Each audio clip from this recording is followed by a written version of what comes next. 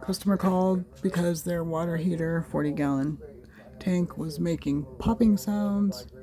We came and flushed the tank by connecting a hose here, cleaning any sediment off the bottom, and connecting the venting, which was loose, and tightening the water supply connection.